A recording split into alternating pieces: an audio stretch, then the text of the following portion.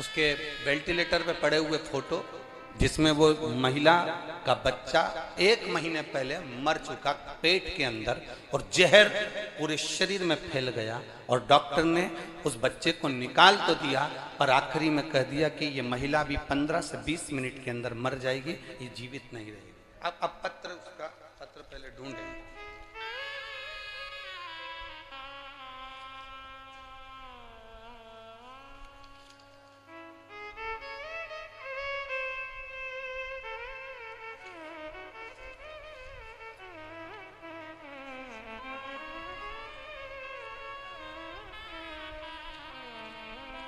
शंभु शरणे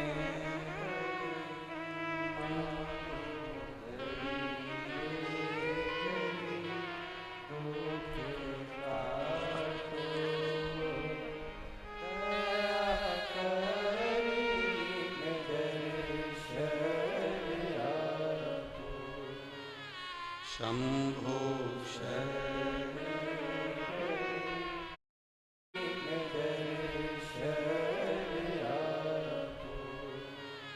शंभो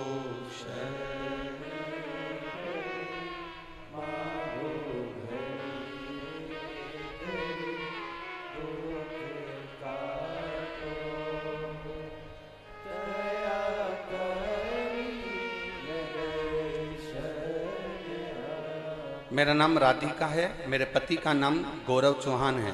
मैं पलवल में रहती हूँ। कोसी कला मेरा गांव है। कहीं बैठी हो तो हाथ हिला सकती हैं। गुरुदेव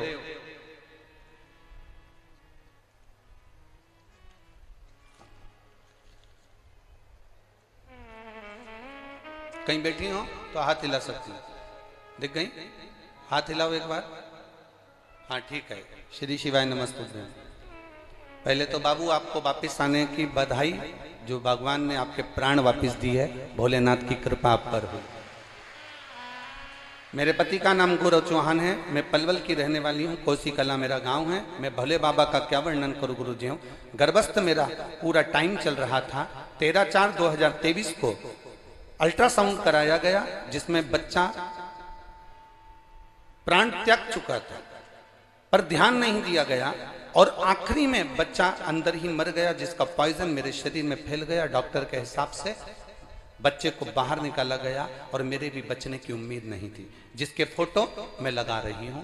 आप देख सकते हैं इन फोटो को एलईडी के माध्यम से और टीवी के माध्यम से, आस्था चैनल के माध्यम से जो वेंटिलेटर पर पड़ी हैं उनका फोटो आप देख सकते हैं। पूरा जहर शरीर के अंदर फैल गया। मेरे शरीर के अंदर जहर फैला तो मेरे शरीर का जहर पूरे मेरे हाथों में और पांव में आ गया, जिसका फोटो आप देख रहे हैं। वो जहर कहां से निकल रहा था वो भी आप देखिए उस टीवी के माध्यम से, आस्था चैनल के माध्यम से, एलईडीओ के माध्यम से। शरीर का जो अंदर का जहर था वो फूट फूट कर बाहर की ओर निकलने लगा, जो शरीर में से निकलना प्रारंभ हुआ। गुरुदेव तब करा क्या जाए? तब डॉक्टर ने भी जवाब दे दिया कि ये महिला नहीं बचेगी और वापस ले जाने को कहा। तब मेरी बहन का तुरंत सूचना आई, तो चिंता मत करो, ये बचेगी जरूर। केवल कुछ घंटे दिए थे इसके प्राण छूटने में और बाबा की कृपा से एक बेलपत्र शंकर जी पे चढ़ी हुई मेरे पास में लाके रखी और शिव जी पे चढ़ा हुआ जल मेरी आंखों में और शरीर पर मेरी बहन लगाती रही और उसी के बल पर आज मैं जीवित बैठी हूं। ये शिव जी की कृपा है, बहुत बड़ी कृपा, शंभु कृपा। धीरे धीरे आराम लगा और शिव कृपा का वर्णन क्या किया गया। इन्होंने एक पत्र में एक बड़ी सुंदर बात लिखी। दीदी आपको बहुत बहुत साधुवाद है।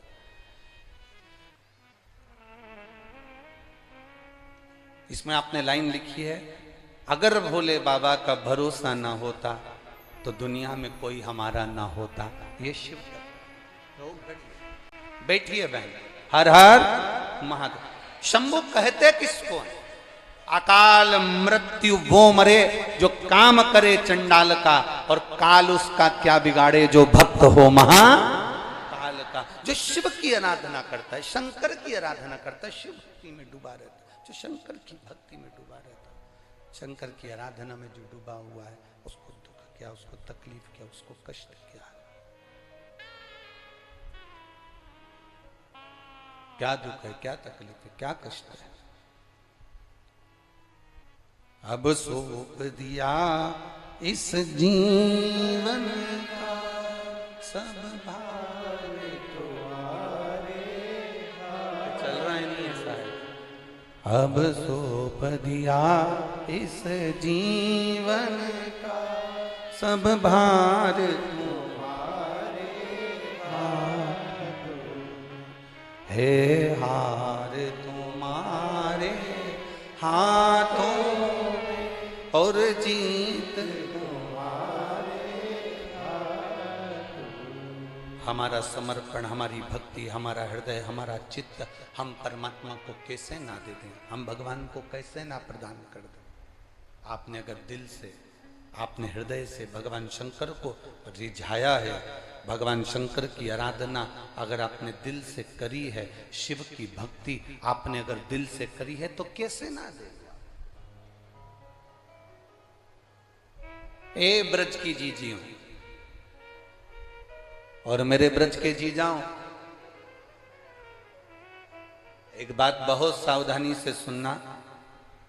दामोदर मास में, कार्तिक के महीने में, यमुना के तट पर ये ब्रज की रज में आप जो कथा सुन रहे हो, और श्री सुभाष जी अग्रवाल जी, सौरभ जी अग्रवाल जी जिस कथा को करवा रहे हैं, आप आ तो गए हो बाबा के दरवाजे पर इतना अंदाजा लगा कर जाना कि मेरा बाबा तुमको खाली नहीं भेजेगा, वो भरकर जरूर भेजेगा।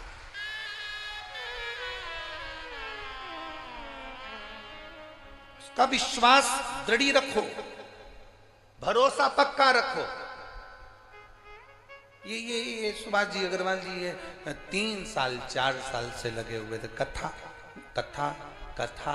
उनकी धर्म पत्नियों को भी धन्यवाद दूंगा और उनकी बहु रानियों को भी धन्यवाद दूंगा, जो निरंतर अपने पतियों से कहती रही, चाहे वो सुभाष चंद्र अग्रवाल जी की धर्म पत्नी हो, चाहे वो सौरभ जी की, कहती रही कथा करवाना है, शिव महापुराण कथा करवाना है। अर्थात तुम अगर दृढ़ बनकर पीछा पकड़ कर बैठे तो वो कथा तुमको मिली,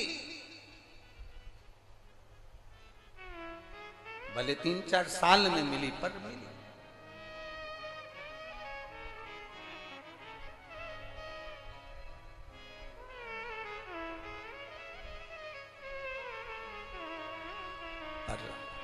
अगर आप दृढ़ बनकर बैठोगे, भगवान शंकर की आराधना दृढ़ बनकर करोगे, ईमान और जुबान पक्की रखकर आप शिव की अगर आराधना करोगे, तो अगर कथा मिल सकती है तो क्या मेरा महादेव नहीं मिल सकता?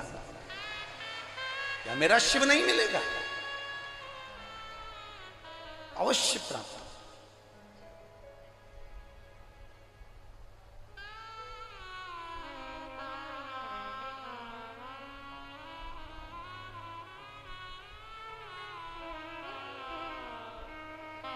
ब्रज की रज में लोग आते हैं तो पेड़ों में कान लगाकर सुनते हैं राधा का नाम मिल रहा।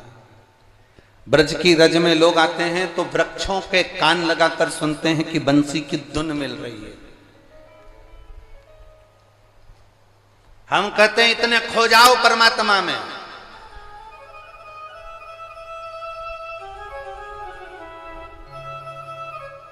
इतने खो जाओ परमात्मा में, इतने डूब जाओ भगवान में कि तुम्हें वृक्ष में कान लगाने की जरूरत ना पड़े। मेरा कृष्ण कन्हैया तुम जब चलो तो तुम में कान लगाकर तुम्हारे नजदीक में आकर खड़ा हो जाए, तो समझना कि ब्रज की रज में आना हमारा सार्थक हुआ।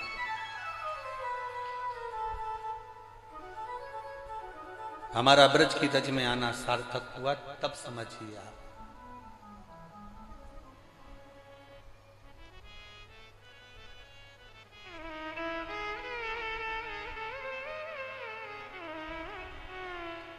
आप सब लोग ब्रज की रज में रहते हो। मीरा भगवान कृष्ण के पास जाती थी कि भगवान कृष्ण मीराबाई के यहाँ आते थे? बोलो जरा, उत्तर दो, जम के बोलो जरा।